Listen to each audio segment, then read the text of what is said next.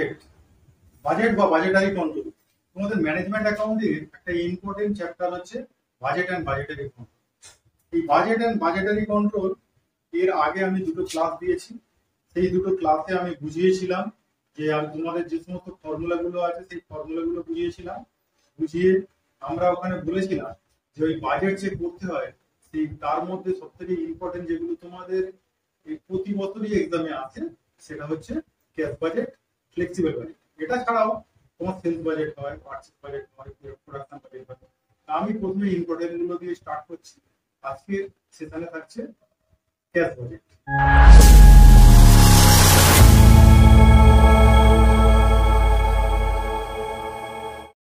আমি সমীর স্যার, আমার coaching commerce ক্লাসে তোমাদের সবাইকে ওয়েলকাম জানিয়ে শুরু করছি আজকের class.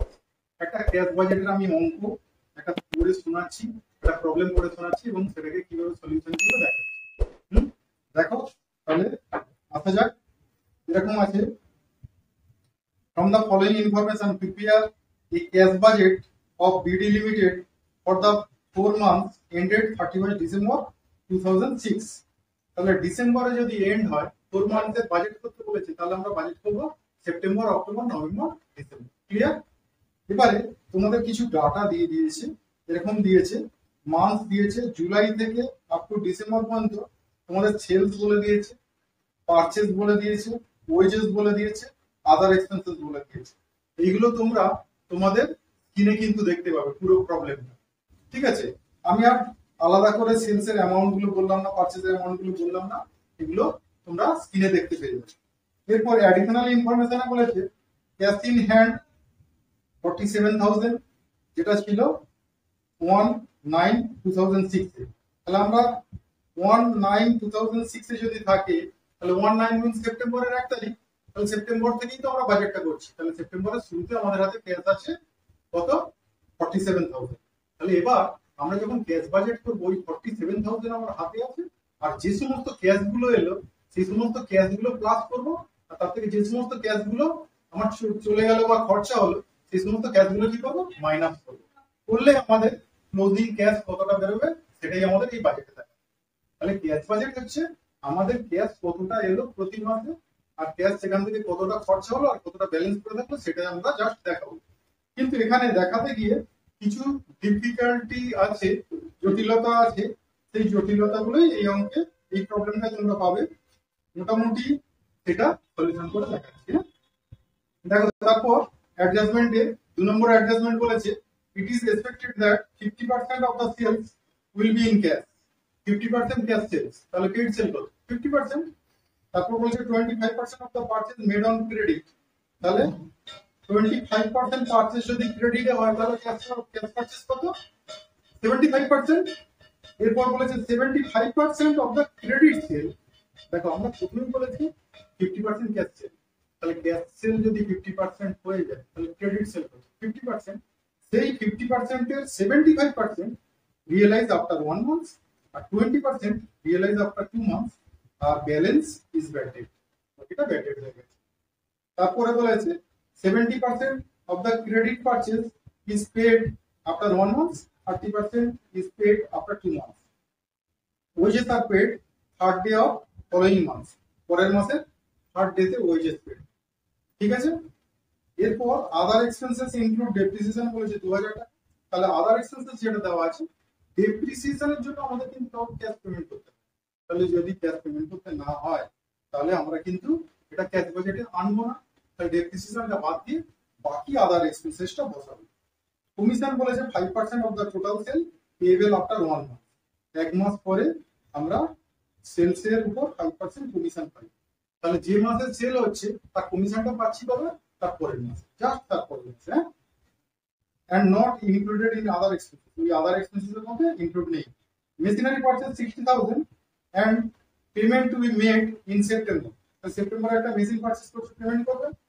Dividend on investment 10,250 is received in November। তাহলে এটা রিসিভ মানে এটা আমরা ক্যাশে রিসিভে করব। তারপরে বলেছে the company has 10% debenture of rupees 1 lakh, interest payable quarterly March, June, September, December। তাহলে আমাদের কিন্তু ক্যাশ বাজেটে এই ইন্টারেস্ট অন ডিবেঞ্চার হচ্ছে পড়বে দুবার, দেখবে সেপ্টেম্বর আর ডিসেম্বর। তাহলে আমাদের 1 লক্ষ টাকার ডিবেঞ্চার, তাতে 10% ইন্টারেস্ট হলে কত হবে? 10,000। তা 10,000 কে আমরা কি করবো? 4টে কোয়ার্টারে ভাগ করবো। 4টে কোয়ার্টারে যদি ভাগ করি কত হবে? 2,500। তাহলে সেটা 4বার দেবো, মার্চে একবার, জুনে একবার, সেপ্টেম্বরে একবার, ডিসেম্বরে একবার। আমাদের বাজেটের মধ্যে পড়বে তো দুটো, সেপ্টেম্বর আর ডিসেম্বর, যেহেতু আমরা লাস্ট 4 মাসের বাজেটটা করছি। ঠিক আছে, বলছি in case of any deficit in cash in any month of the company can arrange short term bank overdraft. Short term bank overdraft নিয়ে কোনো মাসে যদি এরকম হয় খরচাটা বেশি হয়ে গেছে, শর্ট টার্ম ব্যাংক ওভারড্রাফট নিয়ে চালিয়ে নিয়ে আবার সেটা পরের মাসে পেড করে দেবে, তা বলেছি। তাহলে এখান থেকে ক্যাশ বাজেট। তাহলে দেখো, আমরা যখন বাজেট করবো, ক্যাশ বাজেট করবো, ক্যাশ বাজেট করার সময় আমি ফরম্যাটটা যেরকম দেখিয়েছি দেখো তো, বুঝতে পারছি কি? এরকম উপরে লিখবে cash budget for the month of September to December 2006, যা থাকবে সাল, সেখানে যে কোনো সাল থাকতে পারে, সেই সালটা লিখবে। এরপর আমরা একটা ছক করে দেবো, যেহেতু 4 মাসের বাজেট করতে বলেছি, আমরা অ্যামাউন্টে 4টে কলম করব, একটা সেপ্টেম্বর, অক্টোবর, নভেম্বর, ডিসেম্বর। ঠিক আছে, আর আমাদের ক্যাশ ইন হ্যান্ড ওপেনিং এ সেপ্টেম্বরের ওপেনিং এ বলে দিয়েছিল 47,000, বসিয়ে দিয়েছি। এরপর আমরা কি করবো? রিসিপ্ট গুলো নিব। আমাদের রিসিপ্ট হয়েছে কি? 1 নম্বর রিসিপ্ট দেখবে ক্যাশ সেল। ক্যাশ সেল বলেছিল প্রতি মাসে সেলসের 50% ক্যাশ সেল। তাহলে 50% যদি ক্যাশ সেল হয়, সেটা কালেকশন হবে কত? ওই মাসেই, যে মাসের সেল সেই মাসেই কালেকশন হবে। তো সেই মাসে কালেকশন করলে আমরা প্রত্যেক মাসের সেলসের 50% এখানে বসিয়ে দিয়েছি। ঠিক আছে, এবার 50% বসিয়ে দেওয়ার পর তারপরে করছি কালেকশন ফ্রম ডেটর্স। এবার ডেটর্স থেকে কালেকশন করবো, তাহলে কত? সেলস যদি ক্যাশ সেল যদি 50% হয়, তাহলে ক্রেডিট সেল কত? 50%, সেটাই কালেকশন হচ্ছে। তাহলে আমি লিখেছি দেখো, কালেকশন ফ্রম ডেটর্স এর কত? 50%। হ্যাঁ, দেখো এখানে কিন্তু এই ক্যালকুলেশনটাই তোমাদের দেখবে ম্যাক্সিমাম বইতে বা তোমাদের যেখানে শিখছো তারা শেখাচ্ছে, এখানে দেখবে বড় একটা বিশাল ক্যালকুলেশন আলাদা করে ওয়ার্কিং নোটে করছে, কিন্তু সেটা শর্টকাটে এখানে ইজি ভাবে বের করা যায়, সেটাই আমি দেখিয়েছি তোমাদের। দেখো এই প্রসেস।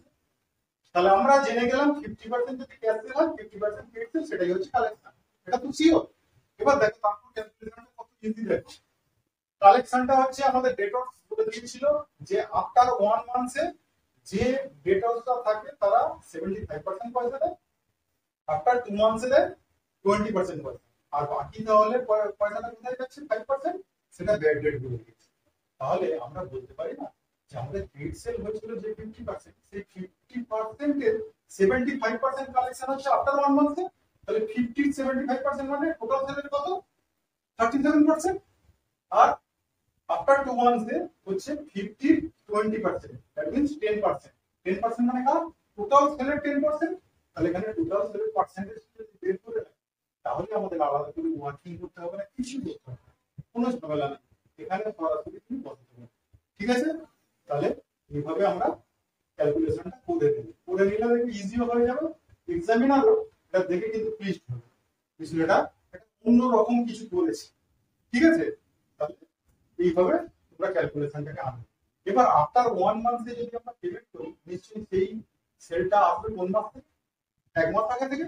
আর আফটার 2 মান্থে যেটা হবে, সেটা আসবে নিশ্চয়ই 2 মাস আগে থেকে। ঠিক আছে, তার 2 মাস আগে যে সেল হয়েছে তার 10% করে বসিয়ে দিলেই হয়ে যাবে। আর এটা 1 মাস আগে যে সেল হয়েছে তার 37.5% করে বসিয়ে দিলেই হয়ে যাবে। তাহলে কিন্তু আর তোমাকে ওই অত বড় ওয়ার্কিং একটা করতে লাগবে না, সময়টাও বাঁচবে, আর তোমার দেখতেও সুন্দর হবে এখানে শর্টকাটে। ঠিক আছে না? তাহলে এই শর্টকাট মেথড গুলো কিন্তু অ্যাপ্লাই করবে। ঠিক আছে না? এই শর্টকাট মেথড গুলো অ্যাপ্লাই করলে দেখবে ইজি হবে, সময় বাঁচবে, তার সাথে সাথে খাটুনিও বাঁচবে, পরীক্ষকও প্লিজড হবে যে একটা নতুন কিছু করেছে। এরকম কোনো ছেলে যদি না করে, তুমি যদি এইভাবে করো, তুমি একটা এক্সট্রা ক্রেডিট পাবে। ঠিক আছে না? চলো, এরপর বলেছিল একটা ডিভিডেন্ড রিসিভ করেছিলাম, আমরা একটা ইনভেস্ট করেছিলাম, সেখান থেকে ডিভিডেন্ড রিসিভ করেছি 10,250 নভেম্বর মাসে। তাহলে নভেম্বর মাসে বসিয়ে দিলাম। এইবারে কি করবো? আমাদের কাজ হচ্ছে টোটাল করবো। টোটাল করলে আমরা প্রথমটা তো ওপেনিং ব্যালেন্স পেয়েছি, সেটা তো টোটাল করতে পারলাম, কিন্তু সেকেন্ডটা তো ওপেনিং ব্যালেন্স পাইনি। তার কারণ এই মাসে যে ক্যাশটা বাঁচবে, সেই ক্যাশটাই হবে পরের মাসের ওপেনিং। তাহলে সেটা না করলে আমরা পরের মাসে পুটটা করবো কি? আর সেই জন্য ফাঁকা রেখেছি পরের মাসে, মাথায় ওপেনিং ব্যালেন্সটা বসিয়ে নিয়ে তারপর টোটালটা। ঠিক ঠিক আছে।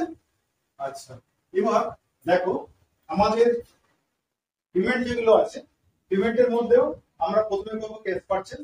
ওখানে বলেছিলাম 25% পারচেজ মেড ইন ক্রেডিট, তাহলে নিশ্চয়ই 75% মেড ইন ক্যাশ।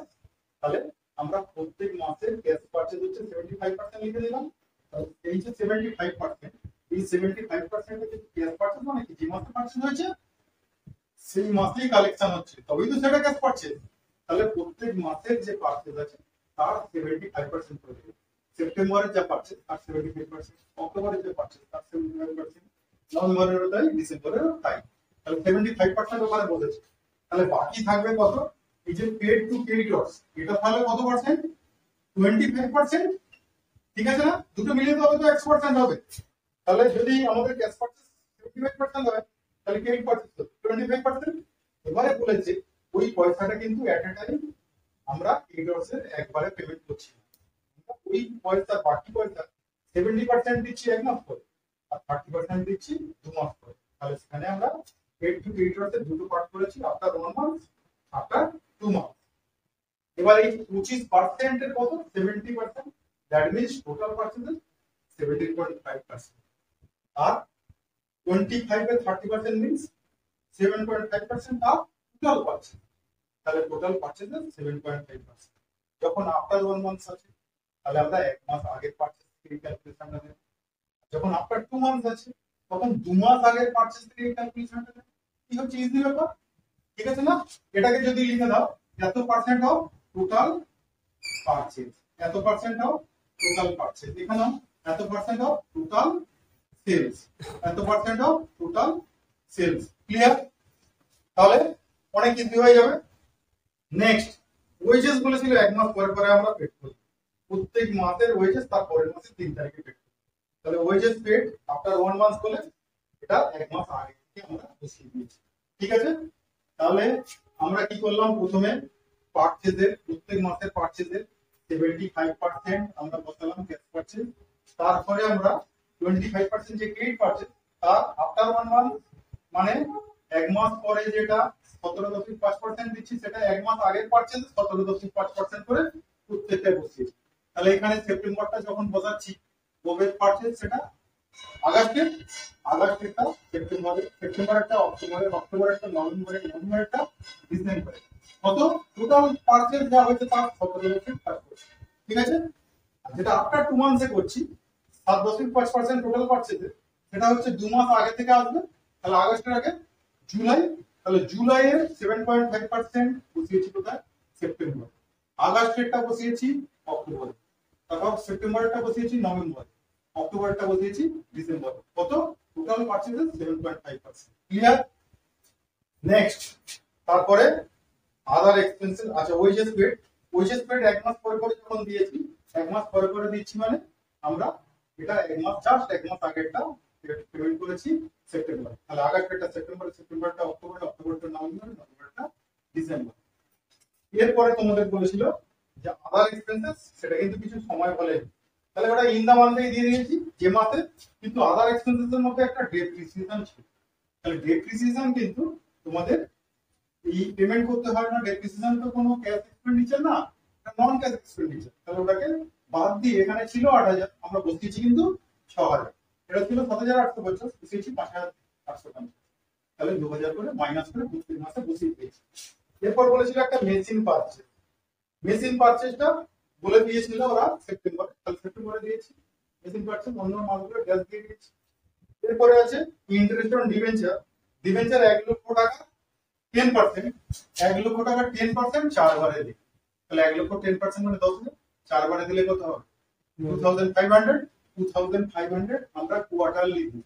তাহলে কোয়ার্টারলি দিলে প্রথমে দিয়েছিলাম দুটো কোয়ার্টার আমাদের এই বাজেটের বাইরে, মানে আগে বাজেটের মধ্যে পড়ছে সেপ্টেম্বরের একটা আর ডিসেম্বরের, তাহলে দুটো দিয়ে দিয়েছি।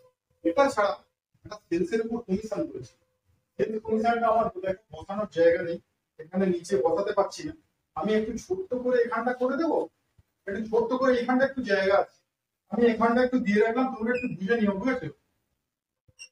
Sales commission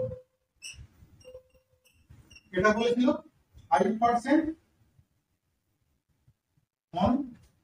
sales. এটা এখানটা চালিয়ে দিচ্ছি।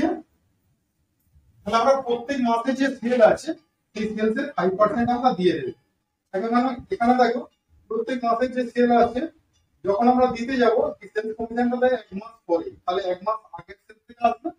তাহলে আমাদের আগস্টে সেল ছিল 90,000, তার 5% কত 4,500 টাকা। তারপরে সেপ্টেম্বরে ছিল 75,000, তার 5% ধরো 3,750 নাকি। তারপরে 90,000 5% আবার 4,500, আর 1,05,000 5% করলে 5,250। এই হলো আমার টোটাল। তাহলে আমি এটা কিন্তু 8 নাম্বার নিচে লেখার কথা, তোমরা কিন্তু নিচে লিখা, আমাদের জায়গা ছিল না বলে আমি ওখানটা লিখে দিয়েছি। দিলে আমার টোটাল এক্সপেন্ডিচার আমরা পেয়ে যাবো। তো তাহলে এটাকে টোটাল করবো। দেখো আমার জায়গা নেই, আমি উপরটাকে একটু মুছে এটা করবো। উপরটাকে মুছে আমরা টোটালটা মারবো বা টোটালটা আমরা মেরে রাখতে পারবো। ঠিক আছে, দেখো টোটালটা কিভাবে বসাবো। তাহলে এক্সপেন্ডিচার সমস্ত বসিয়ে দিয়েছি। আমি টোটাল করে এক্সপেন্ডিচারটা জাস্ট এখানটা বসাবো। হ্যাঁ, জাস্ট এখানটা বসাবো। আমি এক্সপেন্ডিচারটা শুধু মুছবো। তাহলে যা করেছি আমি কিন্তু টোটালটা আমার ক্যালকুলেটরে করে নিচ্ছি, করে নিয়ে আমি কিন্তু এটা মুছে দিচ্ছি, দিয়ে টোটালটা জাস্ট এক্সপেন্ডিচারের টোটালটা এখানে বসিয়ে দেখাবো করে। ঠিক আছে, তাহলে চলো। আচ্ছা দেখো, আমরা এই উপরে ডট ডট দিয়ে রেখেছি, এই ডট ডট গুলো মানে ওই এক্সপেন্সেস গুলো যেগুলো ছিল ওই এক্সপেন্সেস গুলো আমি টোটাল মারলাম। তাহলে জাস্ট একটা লাইন টানলাম, লাইন টেনে আমার উপরে যে সমস্ত এক্সপেন্সেস গুলো আছে সেই এক্সপেন্সেস গুলোকে টোটাল করেছি। টোটাল করতে আমার দেখছি আসছে এখানে 1,34,500, 85,000, 350, 93,650, 1,01,050। এবার এই যে এক্সপেন্সেস গুলো এসেছে আমরা কি করব, এক্সপেন্সেসটাকে ক্লোজ করব। দেখবে তোমাদের সমস্ত তোমরা শিখেছো এক্সপেন্সেস কে এখানে ক্লোজ করে দিয়েছো, ক্লোজ করবে না। এখানে তুমি টোটাল পেমেন্টটা লিখে রাখো না, জাস্ট টোটাল পেমেন্ট। দেখো কায়দাটা কিরকম, দেখতেও সুন্দর হবে। এখানে টোটাল পেমেন্টটা লিখে রাখার পর তুমি নিচে টোটাল রিসিপ্টটা বসাও। টোটাল রিসিপ্ট মানে এই যে রিসিপ্টটা 1,24,000, তাহলে সেটা তুমি নিচে বসালে। তুমি দেখলে টোটাল পেমেন্ট হচ্ছে এতটা, টোটাল রিসিপ্ট হচ্ছে এতটা, তাহলে এর মধ্যে ডিফারেন্সটাই হচ্ছে ক্লোজিং ক্যাশ। তাহলে এটা ক্লোজিং ক্যাশ ব্যালেন্স, তোমার এই ডিফারেন্সটা বেরিয়ে আসছে। আমরা দেখছি এক্সপেন্স বেশি কিন্তু আমাদের রিসিপ্ট হচ্ছে কম, সেই রিসিপ্টটাই নিচে বসিয়েছি। তাহলে রিসিপ্ট কম, তাহলে এখানে যেটা বেরোচ্ছে সেটাই হচ্ছে ক্লোজিং ক্যাশ, সেটা মাইনাস ফিগারে বেরিয়েছে। এই মাসের যে মাইনাস ফিগারটা বেরোলো সেটা পরের মাসে উপরে ওপেনিং ব্যালেন্স হিসাবে নিয়ে চলে গেলাম। তারপরে এটা মাইনাস আর এই কোটা প্লাস করে আমি পেলাম 71, সেটা আমি নিচে বসিয়ে দিয়েছি টোটাল রিসিপ্ট। কিন্তু আমাদের খরচ আছে কত, 75,000। তাহলে এখানে ডিফারেন্সটা হচ্ছে কত, 13,000 সামথিং। সেটাই হচ্ছে মাইনাস ফিগারে আবার এই মাসের যেটা ক্লোজিং ক্যাশ, তাহলে এটা closing cash, that means bank overdraft. এটাকেই আবার পরের মাসে তুলে নিয়েছি উপরে তুলে নিয়েছি মাইনাস ফিগারে। আবার এই মাইনাসের সঙ্গে এগুলো প্লাস করেছি, প্লাস করে আমরা যেটা পেয়েছি 90,000 রিসিপ্ট, 93,000 এন্ড সামথিং এক্সপেন্সেস।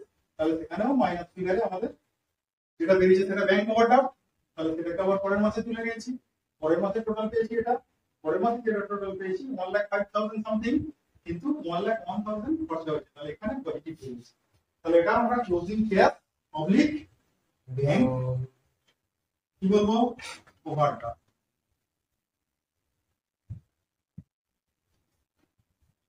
ঠিক আছে, এটা closing cash oblique bank overdraft বেরিয়েছে। ব্যাংক ওভারড্রাফট কি বেরিয়েছে, ব্র্যাকেটের মধ্যে যেগুলো ব্র্যাকেট আছে ব্যাংক ওভারড্রাফট সেগুলো ট্রান্সফার করে দিয়েছি ওপেনিং এ। এই মাসেরটা পরের মাসের ওপেনিং এ, পরের মাসেরটা তারপরের মাসের ওপেনিং, এইভাবে গেছে। তাহলে এটা করলে দেখতে সুন্দর হলো না, আমাদের টোটাল পেমেন্ট এটা মানে সমস্ত এক্সপেন্সেস উপরে আছে তার টোটাল গুলো এটা পেয়েছি। হ্যাঁ, আর নিচে আমরা এই টোটাল রিসিপ্টটাকে বসিয়ে দিয়েছি। এই দুটো ডিফারেন্সটাই এখানে এসেছে ব্যাংক ওভারড্রাফট। অনেকে করে কি এখানে ক্লোজ করে আবার এটা পাশাপাশি না দেখিয়ে এখানে অটোমেটিক্যালি সরাসরি লিখে দেয় এটা ক্যাশ বা ব্যাংক ওভারড্রাফট, সেটা দেখতে পাচ্ছে। এটা করলে অনেক দেখতে সুন্দর। এবার নতুন কিছু করলে নতুন কিছু কিন্তু আমি তোমাদের শেখাবো, প্রত্যেকটা প্রবলেমের নতুন কিছু শেখাবো। ঠিক আছে, তাহলে এইভাবে যেটা করলে এটাই হলো আমাদের ক্যাশ বাজেট। এবারে এই ক্যাশ বাজেটে এটা একটু মোটামুটি স্ট্যান্ডার্ড অঙ্ক করে দিই ক্লাসে। আবার আমি ক্যাশ বাজেট আবার একটা করাবো এরকম স্ট্যান্ডার্ড টাইপের অঙ্ক, যেখানে আমরা ডেটরসের যে কালেকশন করেছিলাম না, ওখানে আর একটা জিনিস ফাঁকা আছে এই অঙ্কটা, সেটা হচ্ছে ওই ডেটরসের মধ্যে ধরো 2 মাস পরে ডেটরসদের সময় দিয়েছি, আবার ওখানে অপশন দিয়েছি যারা 1 মাস পরে আমাদের পেমেন্ট দিতে আসবে তাদের আমরা 10% বা 5% ডিসকাউন্ট ছাড়। সেই অঙ্ক থাকলে মানে ডেটরসের কালেকশনটা পুরো কমপ্লিট থাকে। এটা কতটা ছিল না, যতটা ছিল আমরা করে দিয়েছি, তাই এটা ভালো অঙ্ক। হ্যাঁ, এই প্রবলেমটা যেটা সলিউশন করলাম, তোমরা এইরকম দেখেই তোমাদের হাতে যে বই আছে না, ওই বই দেখে তোমরা প্র্যাকটিস করে নিজে যদি পেরে যাও তাহলে জানবে শিখে গেছে। আর এর থেকে কিছু জটিল অঙ্ক আরো আমি পরের ক্লাসে এবং তার পরের ক্লাসে আমি আরো ক্লাসে যেগুলো করাবো, তোমরা আমার সঙ্গে থাকো। যদি ক্লাস ভালো লাগে অবশ্যই চ্যানেলটাকে সাবস্ক্রাইব করো এবং লাইক কমেন্ট করতে ভুলো না। আজকের মতো এটুকুই, টাটা।